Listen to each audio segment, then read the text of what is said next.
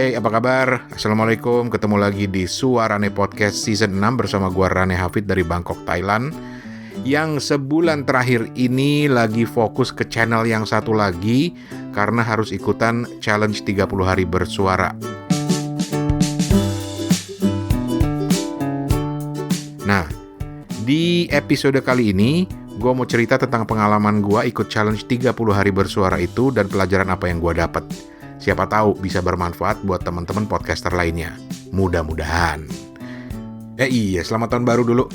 Semoga 2021 membawa segala macam kebaikan buat kita semua. Amin, amin, amin ya Allah.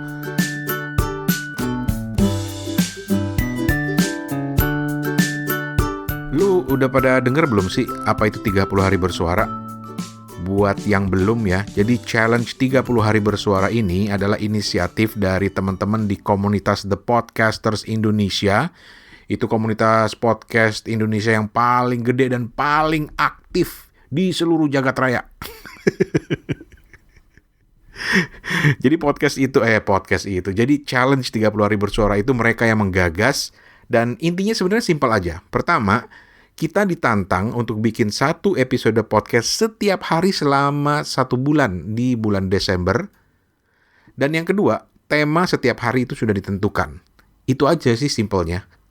Mau tahu cerita lengkapnya, dengerin episode sebelum ini, karena di situ gue sempat sharing tentang apa itu 30 hari bersuara, dan gue ngundang beberapa teman yang salah satu dedengkotnya lah yang menggagas ide ini. Sementara buat lo yang nanya, Bang, kok gue cari-cari di Suarane Podcast nggak ada tuh 30 hari bersuara lo? Ya nggak ada, bro. Jadi seperti yang gue umumin di episode sebelumnya, 30 hari bersuara itu gue upload ke channel podcast baru gue yang namanya Gen B atau Babelo. Ada alasannya kenapa gue upload di situ, yaitu karena channel itu masih baru, belum pernah gue umumin sebelumnya ke banyak orang. Jadi ini kesempatan bagi gue untuk melihat apakah ada penambahan signifikan dalam hal jumlah pendengar misalnya gitu. Kalau gue upload setiap hari. Jadi lu bisa dengar selengkapnya di Spotify, cari aja channelnya namanya Babelo atau ketik ini aja sptfy.com/Babelo. Terus gue juga memanfaatkan channel baru ini untuk eksperimen macem-macem style rekaman dan editing, dan ini ada beberapa contohnya yang akan gue share ke lo. Selengkapnya lo dengerin aja ya, sptfy.com/Babelo.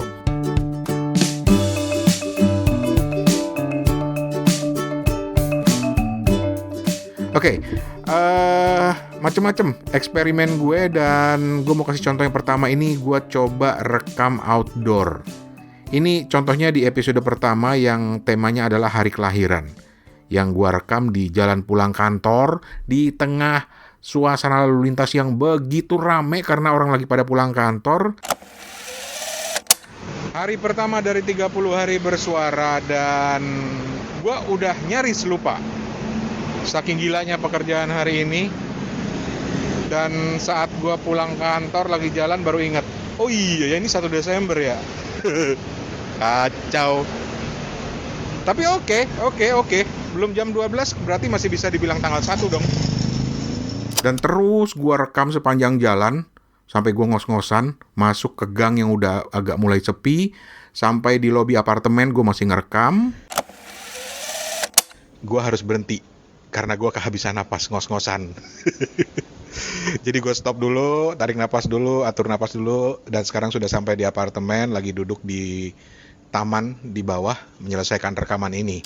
Dan bagian terakhirnya gue rekam pada saat gue sudah masuk ke dalam kamar gue. Oke, sekarang gue udah di kamar lagi, barusan mandi dulu, nyempetin ngobrol dulu sama anak istri. Pengen tahu keseharian mereka hari ini ngapain setelah gue pulang kantor. Terus sekarang gue masuk ke kamar gue, tempat kerja gue, buka laptop, dan mari kita lanjut. Oh ya, sering kali juga ini gue rekamnya dicicil. Jadi nggak sekaligus satu take gitu terus diupload, nggak. Tapi misalnya pagi gue rekam, terus nanti pada saat break makan siang gue lanjutin lagi ngerekamnya, tentu saja dengan pointer atau skrip yang udah gue siapin gitu ya. Karena apa? Karena Desember itu adalah bulan yang paling sibuk dalam pekerjaan gue selama setahun. Jadi contohnya nih ya, di episode ketiga ketika bicara tentang tema keputusan, gue itu mulai rekam dari saat keluar apartemen mau ke kantor pagi-pagi. Ini contohnya nih. Setiap hari, setiap saat, setiap detik mungkin kita dihadapkan pada pengambilan keputusan. Seperti pagi ini ketika gue keluar dari apartemen gue bingung mau belok kiri, yang artinya ke arah halte bus, atau belok kanan, yang artinya jalan singkat untuk menuju ke stasiun kereta. Keputusan mana yang gue ambil? Gue sendiri masih bingung. Tapi kita lihat, karena ini gue rekam ini sambil jalan. Oh, ini gue mau perdengarkan sesuatu.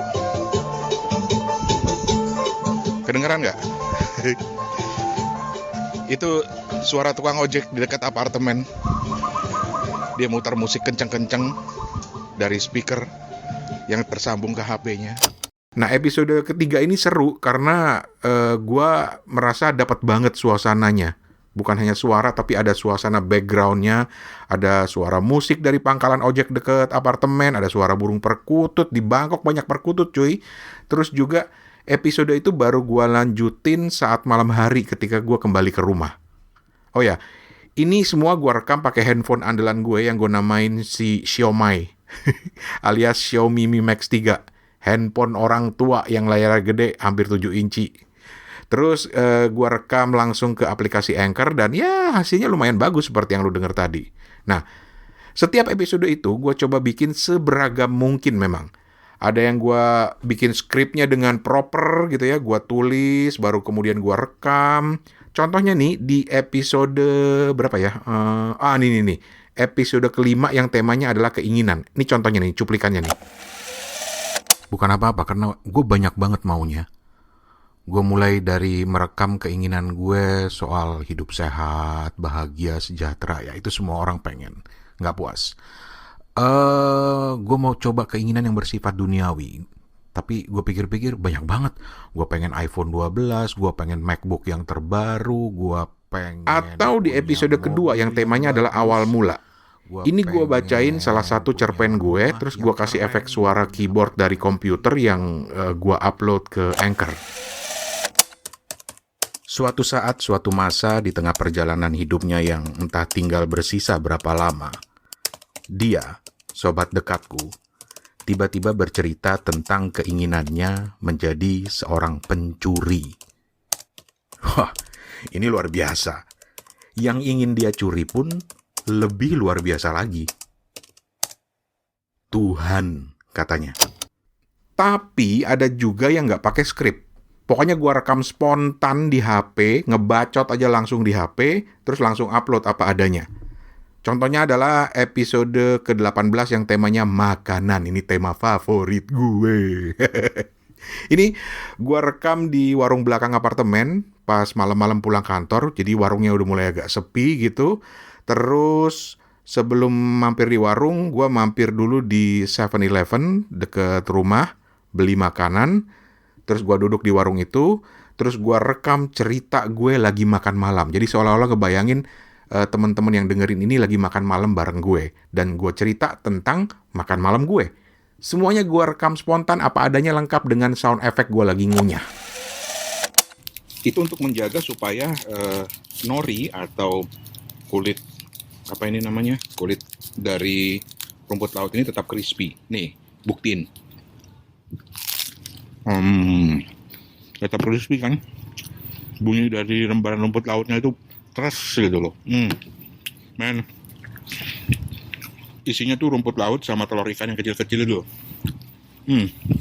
Oh men, ini episode 30 hari bersuara yang paling enak. Kalau lu mau dengerin, cari aja episode ke berapa tadi? Ke-18. Di Spotify cari aja keywordnya adalah Babelo atau langsung aja ke sptfy.com/Babelo pakai O, Babelo. SPTFY, Spotify, huruf hidupnya dibuang semua. sptfy.com/Babelo. Apalagi ya? Ini episode yang berikut ini yang gue mau putar cuplikannya ini adalah termasuk yang paling banyak didengerin. yaitu episode ke-13 yang temanya adalah pemuja rahasia alias secret admirer. Ini gue bikinnya juga puas banget karena ini cerita dari masa lalu gue, zaman-zaman gue masih jadi penyiar di Jakarta dulu, dan bagaimana gue punya seorang pemuja rahasia, seorang secret admirer yang sering request lagu tapi nggak pernah mau ngomong sama gue gitu ya, cuma mendengarkan dari rumahnya aja. Tapi kemudian suatu hari dia memutuskan untuk ketemu dengan gue. Ceritanya kayak gimana?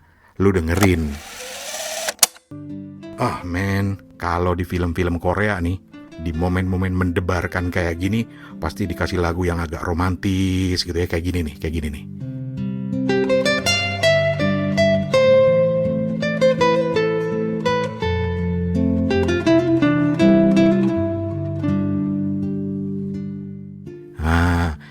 Terus momen salamannya, di close up tangannya,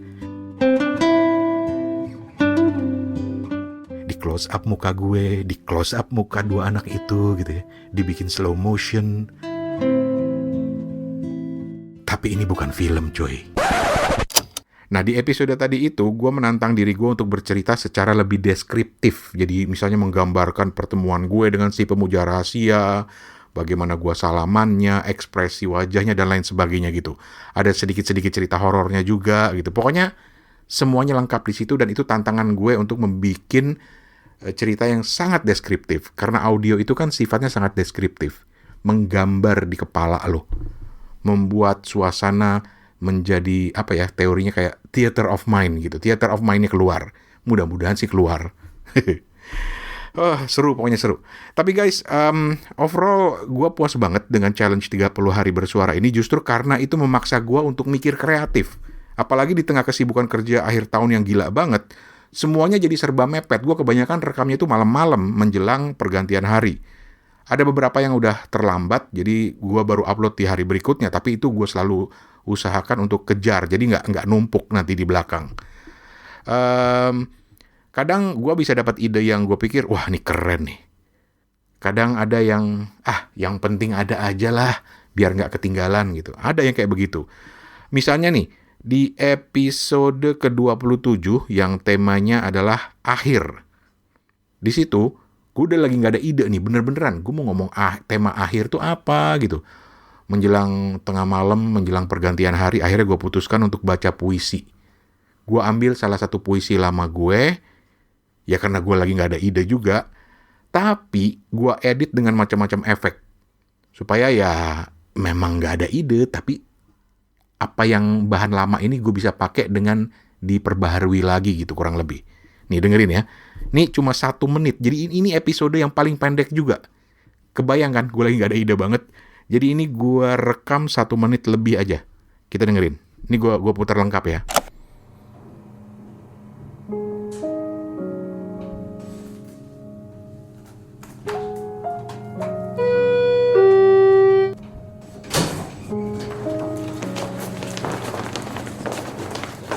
Di penghujung hari segalanya termuntahkan keluar bersama dengan helaan nafas panjang.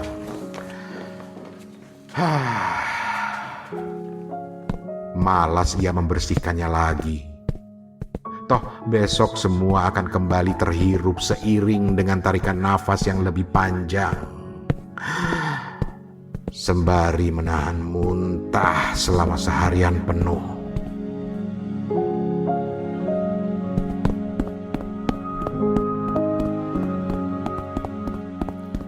Di penghujung hari, ia hanya ingin pulang ke buah hatinya, memeluk belahan jiwanya.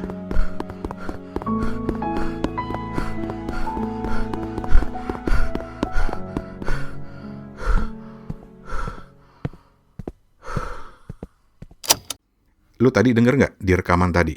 Ada suara orang lagi lari gitu ya, ngos-ngosan. Itu suara asli gue, karena gue nggak bisa nemuin sound effect orang lari gitu. Bini gue mungkin bingung kali ya di kamar sebelah, ini ngapain sih lakinya? Aduh. Pokoknya seru lah. Dan ngomong-ngomong soal editing, nah ini dia nih. menjelang episode terakhir gue malah makin niat editingnya. Mungkin karena beban kerjaan udah mulai kendor, mau libur Natal dan Tahun Baru gitu ya. Dan saking niatnya, gue sampai langganan layanan musik Epidemic Sound buat nyari musik dan sound effect tuh. Itu saking niatnya. Ini layanan berbayar gitu. Tapi gue berpikir bahwa 30 hari bersuara ini adalah kesempatan gue buat belajar macam-macam. Jadi gue gak mau nanggung-nanggung buat belajar itu. Walaupun nanti setelah mungkin di Januari atau Februari kalau gue nggak pakai lagi ya mungkin gue unsubscribe gitu. Epidemic Sound kalau lo mau coba. Oke, kita lanjut lagi. Apa lagi nih yang gue mau ceritain? Oh, nih. Ada satu episode yang gue ngeditnya itu seharian penuh. Yaitu episode ke-29 yang temanya adalah kilas balik. Ini bener-bener episode yang gue bilang ini paling niat. Gimana nggak niat? Gua bikin setting seolah-olah sedang bicara dengan diri sendiri dari setahun lalu. Ini terinspirasi dari video viralnya komedian Kanada Julie Nolke. Lu cari aja ya, Julie Nolke di YouTube. Itu dia merekam setting seolah-olah dia lagi ngobrol sama dirinya di masa lalu beberapa bulan sebelum pandemi COVID dimulai di Kanada. Bedanya, si Julie ini versi video. Gue bikin versi audio. Tapi sama settingnya, gue ngobrol sama diri gue, tepatnya di Desember 2019, atau setahun lalu, ketika awal mula pandemi ya. Terus karena ini audio, maka supaya suaranya beda gitu, settingnya gue bikin seolah-olah lagi nelpon dengan diri gue di masa lalu. Jadi nanti suara gue yang di masa lalu itu pakai efek telepon supaya beda. Jadi pendengar nggak bingung gitu. Dan efek telepon itu gue bisa dapatkan dengan merekam suara gue pakai voice memo di handphone, terus gue tambahin lagi efek telepon di Audacity supaya semakin beda lagi gitu. Pokoknya, niat banget.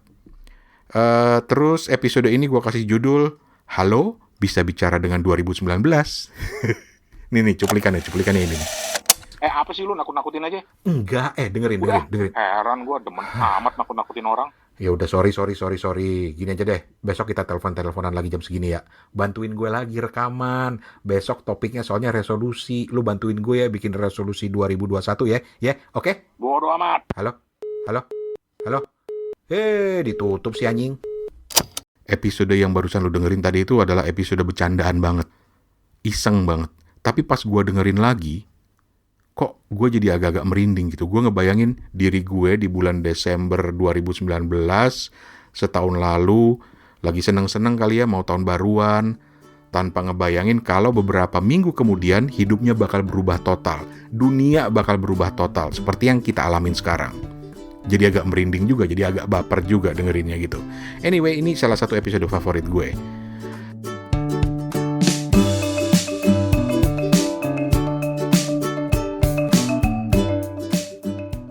Dan terakhir, ngomong-ngomong soal uji coba, tadi kan gue cerita kalau ini gue bikin di channel podcast baru gue, Babelo, untuk ngelihat apakah ada penambahan pendengar yang signifikan kalau gue bikin podcast setiap hari.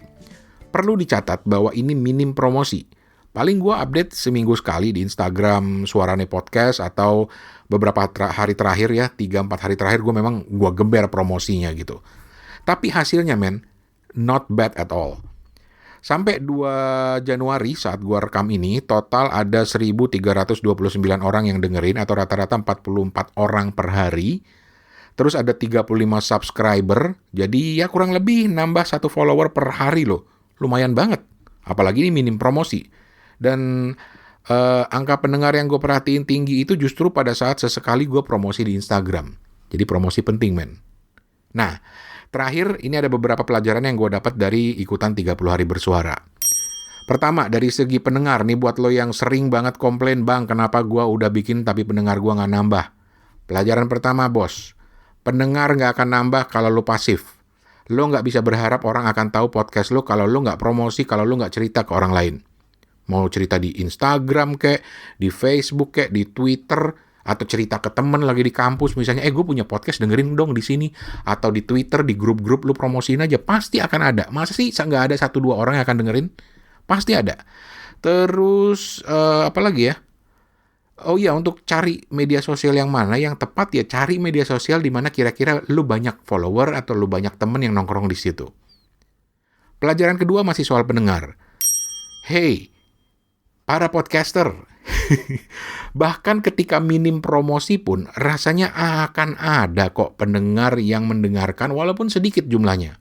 Apalagi 30 hari bersuara ini kan memang salah satu tujuannya untuk bantu teman-teman promosiin podcastnya lewat hashtag bareng, hashtag 30 hari bersuara. Jadi exposure-nya ada. Tinggal bagaimana lu mau nambahin promosinya. Gitu. Pelajaran ketiga. Konsisten. Ini pelajaran paling penting yang harus didapat dari 30 hari bersuara, bahwa konsistensi itu penting. Ya nggak perlu sampai bikin podcast tiap hari juga sih nanti ke depannya, tapi konsisten lah. Seminggu sekali, 2 minggu sekali. Jadi pendengar tahu, oh podcast ini uploadnya setiap seminggu sekali misalnya. Itu penting. Pelajaran keempat, kreativitas itu sangat penting. Penting sekali.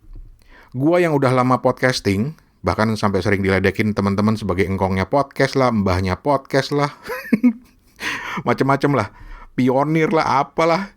Gua aja kadang-kadang masih sering kehabisan ide. Momen 30 hari bersuara itu mengajari gua untuk terus memeras otak, mencari kreasi-kreasi baru untuk bikin podcast yang mungkin akan menarik buat teman-teman pendengar. Apalagi kalau lo podcastnya niche banget, segmented banget. Itu jadi lebih penting lagi kreativitas. Dan pelajaran kelima, berkomunitas itu penting. Selain buat nyari temen, buat collab misalnya, juga jadi kesempatan buat promosi podcast kita dan juga kesempatan belajar dari yang lain. Makanya gabunglah ke The Podcaster Indonesia.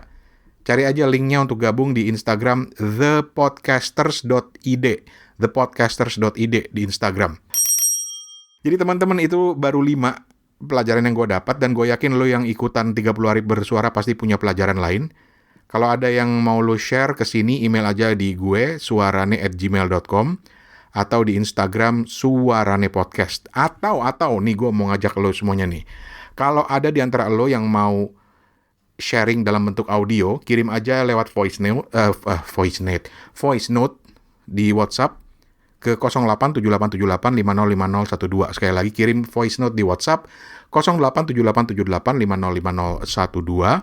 Ceritain pelajaran yang lu dapat dari 30 hari bersuara, dan nanti akan gua upload ke Suarane Podcast. Sekalian promosi juga podcast-podcast lo semuanya gitu yang ikut ngirim. Lumayan kan dapat promosi.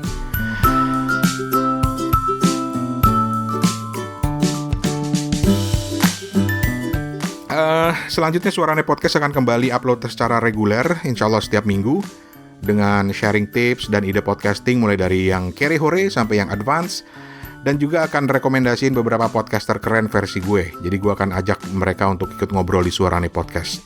Plus yang terpenting dari season 6 Suarane Podcast ini adalah gue mau fokus ke satu tema besar, yaitu The Art of Podcasting, seni podcasting. Maksudnya apa? Simpel aja.